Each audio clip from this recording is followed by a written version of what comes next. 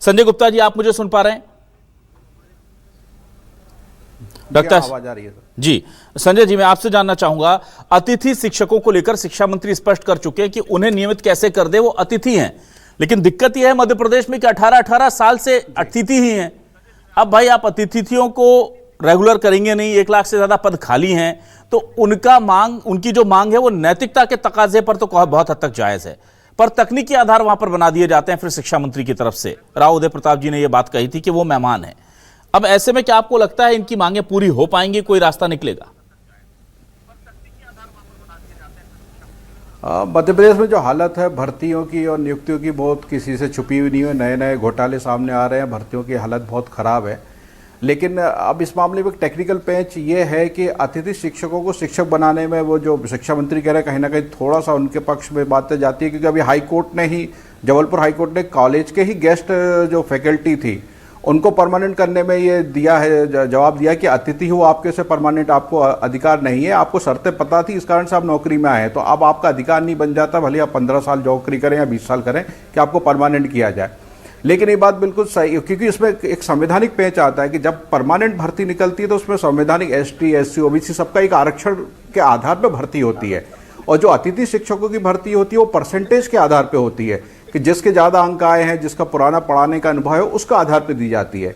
तो जब इनको रेगुलर करने जाते हैं तो फिर एक इशू आता है। लेकिन इसमें बीजेपी गवर्नमेंट ने ये जरूर करा था सितंबर 2023 में, जब शिवराज जी CM थे, उन्होंने आरक्षण जो था, भर्ती जब नियमित भर्ती होती तो उसमें पद जो 50% पद है वो अतिथि शिक्षकों के लिए रिजर्व कर दिए थे। अगर 10,000 भर्ती आती तो 5,000 वो अतिथि शिक्षकों से नियमित लेंगे। लेकिन समस्या ये है कि सरकार ये तरीके से भी कर सकती है नियमित, लेकिन सरकार ये है कि भर्ती तो निकाले। अभी 8,000 पदों की भर्ती पहले निकली थी, लेकिन 3,000 ही पद भरे। फिर बोला गया कि योग्य उम्मीदवार नहीं मिले, हमारे पास टेक्निकल इशू आ गया हमारा। तो हमारा ही कहना है कि जो आप भी कह रहे हैं कि स्कूलों में ड्रॉप आउट रेट बढ़ रहा है, मध्य प्रदेश की शैक्षणिक स्थिति कहाँ गई है कि सबको पता है। बालिकाएं स्कूल छोड़ रही हैं, जीर्ण शीर्ण, आप भले संदीपनी स्कूल की बात कर लो या CM राइज की स्कूल की बात कर लो, जो भवन है उनकी हालत बहुत खस्ता है, और सरकार के पास पैसा नहीं है। अब आप देख रहे हैं 4.5 लाख करोड़ से ज्यादा का कर्जा है। तो लेकिन सबसे ज्यादा है कि सरकार भर्ती तो निकाले। अगर आप ऐसे नियमित नहीं कर सकते, उनके अनुभव के आधार पे आप भर्ती नहीं कर सकते, उनकी योग्यता के आधार पे भर्ती नहीं कर सकते, तो कम से कम आप पद तो निकालिए। आज 60,000 70,000 स्कूलों में पद खाली है शिक्षकों के, और भर्ती आप निश्चित रूप से 70,000 अतिथि शिक्षक से चला रहे हैं, तो मतलब 70,000 पद तो आपको सीधे सीधे खाली है। तो सीधी बात है, आप कम से कम 70,000 पदों की भर्ती करिए। भरी आप 2 साल 3 साल के क्रम में भर्ती कीजिए, 20-20 हजार लोग लेके, जैसे आप कांस्टेबल में कर रहे हैं कि 22,000 पद है तो आप 8-8 हजार करके भर रहे हैं। तो इससे तो कम से कम जो अतिथि शिक्षक है 50% तो नियमित होने के दायरे में आएंगे। लेकिन सरकार के साथ प्रॉब्लम फंड की है, निश्चित रूप से हालत उनकी खराब है। लगातार वो हर महीने 5-5, 6-6 हजार करोड़ का कर्जा ले रहे हैं, तो हालत बहुत खराब है। अतिथि शिक्षकों का एक्चुअली वोट के लिए फुटबॉल बन के रह गए। चाहे कांग्रेस सरकार आओ, तो उन्होंने, जब सिंधिया जी ने उनके हक में आवाज उठाई थी, तब सबने सुना था कि पूर्व CM कमलनाथ जी ने तब कह दिया था कि उतर जाएं सड़क पे महाराज जी, अगर उतरना है तो। इसी कारण से सरकार गिर गई थी। शिवराज जी ने वादे बहुत करे थे, लेकिन उतना अतिथि शिक्षकों को परमानेंट करने के लिए उतनी भर्ती ही नहीं निकाली सरकार ने, तो फिर रिजर्वेशन का कोई फायदा नहीं निकला। ठीक है, मैं इस वक्त जाहिर सी बात है ये समझ सकता हूं कि अभी बहुत सारा कुहासा है, लेकिन अब अल्टीमेटम जब दे दिया है। केसी पवार जी, क्या आप मुझे सुन पा रहे हैं?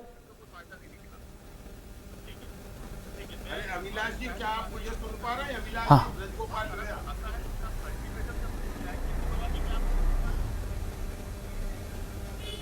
ब्रज गोपाल लोया जी, क्या आप मुझे सुन पा रहे हैं?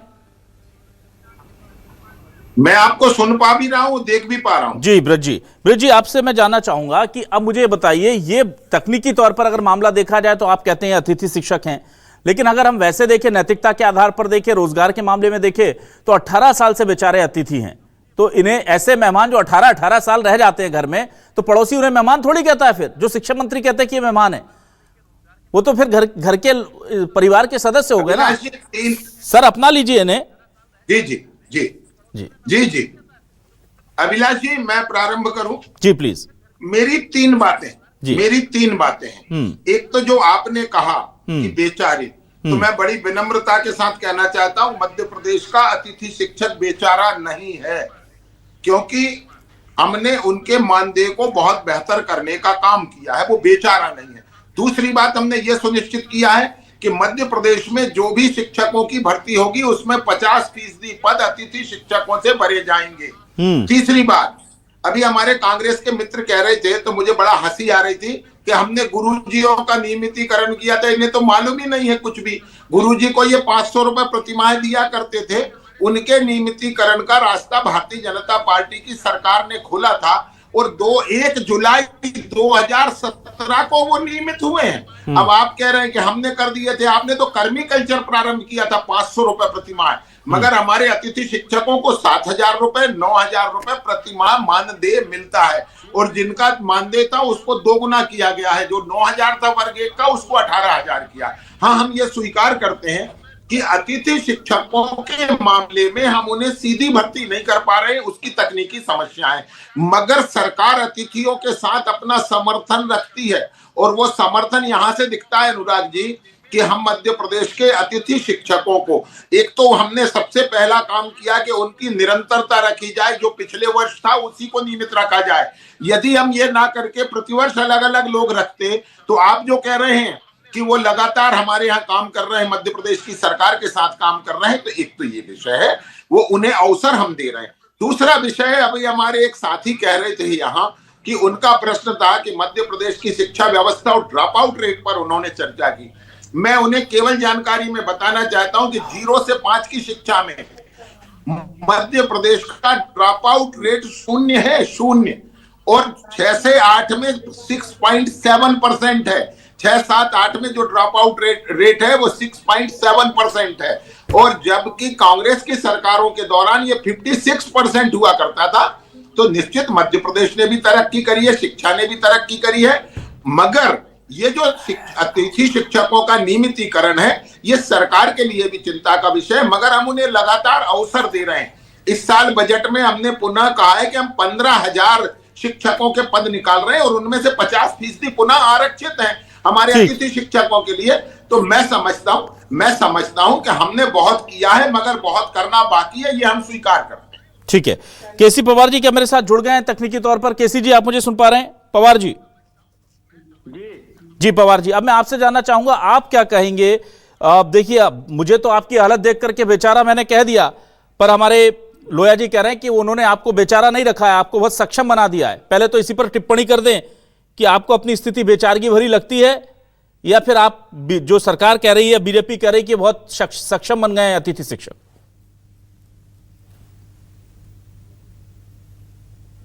तो से हम पूरी ईमानदारी से अध्यापन कार्य शासकीय शालाओं में कर रहे हैं। जी, बोलते रहिए, आप बोलते रहिए।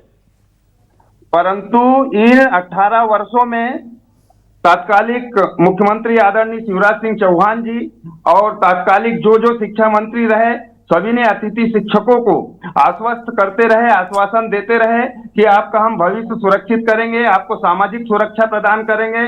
आपको मालूम होगा कि एन चुनाव के वक्त पर आदरणीय शिवराज सिंह चौहान जी ने भोपाल के लाल परेड ग्राउंड पर अतिथि शिक्षक महापंचायत आयोजित की थी, और उस अतिथि शिक्षक महापंचायत में लगातार 4 घोषणाएं की थी।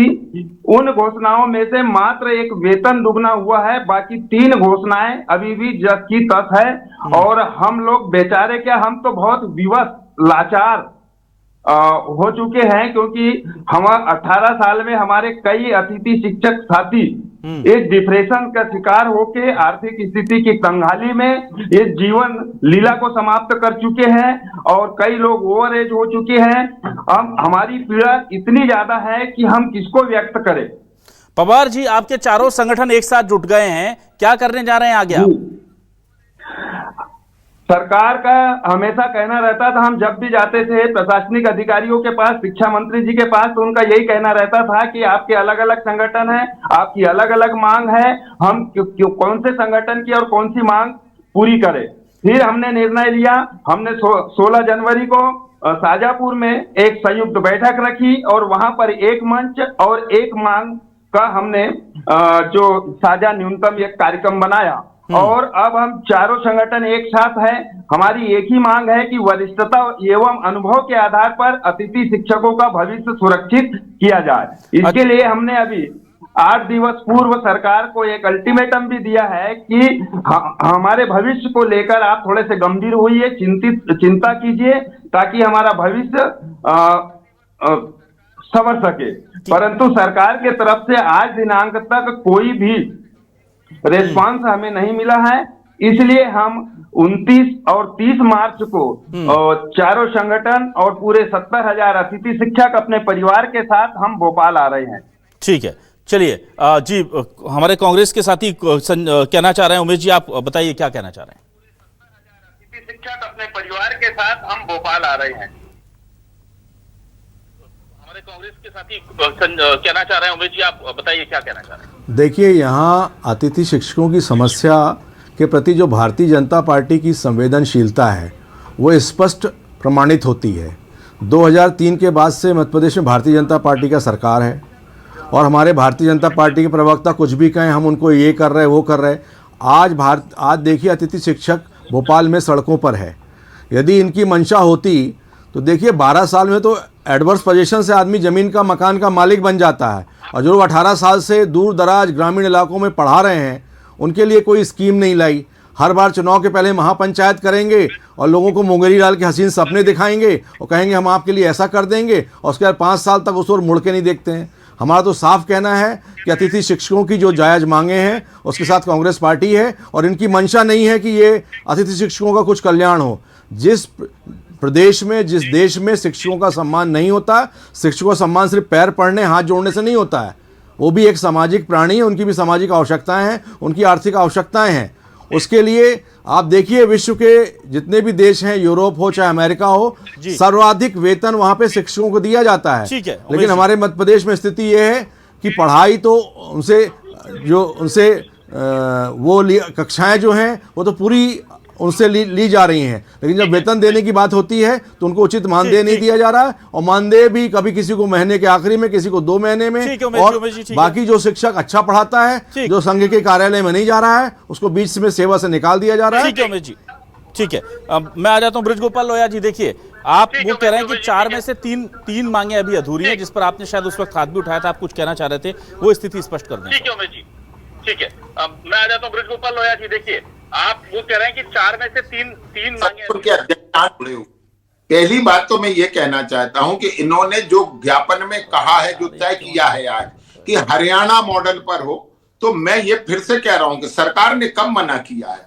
सरकार ने कभी मना नहीं किया है। हम जितना मैक्सिमम कर सकते हैं वो कर रहे हैं। और ये अतिथि शिक्षक साथी हमारे साथ जो मौजूद है, आप इनसे पूछ लीजिए, इनकी संख्या तो 1 लाख से भी ज्यादा थी। लगातार नियमितीकरण की प्रक्रिया में शामिल होकर ये संख्या घटी है, जो आज 70,000 है। तीसरी बात जो मैं कह रहा था, जो अभी भी कह रहा हूं, आधी बात आपने मेरी और आधी आपने जोड़ दी अनुराग जी। मैंने ये नहीं कहा कि वो बहुत सक्षम हो गए, मगर मैंने ये कहा कि मध्य प्रदेश का अतिथि शिक्षक बेचारा नहीं है, सरकार उसके साथ है। तीसरी बात, ये जो शिवराज जी की महापंचायत की जो बात कर रहे हैं कि उसमें से एक घोषणा पूरी हुई। शिवराज जी ने उस दिन ये कहा था कि आपका वेतन दुगना होगा, उसी दिन उसके आदेश हुए। ये वर्ष 2023 की बात है। इसके बाद शिवराज जी ने कहा कि आपको जो नियमित शिक्षकों की चयन प्रक्रिया है उसमें हम आरक्षण के माध्यम से आपको शामिल करेंगे, और 25% आरक्षण के मान से इनको शामिल करने का आदेश जारी हुआ। उसके बाद डॉक्टर मोहन यादव जी की सरकार ने इसे बढ़ाकर 50% करने का निर्णय लिया है। और जो मैंने आपसे पुनः कहा था कि 5,200 वर्ग 1 के शिक्षकों की भर्ती पिछले वर्ष हुई है, जिसमें से 25% लोगों को अवसर मिला 2024 में, जो हमारे अतिथि शिक्षक थे।